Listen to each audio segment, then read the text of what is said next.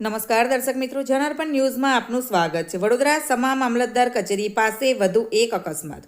ગઈકાલે પણ આ જ સ્થળે સર્જાયા હતા ઉપરા છાપરી 3 અકસ્માત। અકસ્માતના વધુ એક સીસીટીવી ફૂટેજ સામે આવ્યા।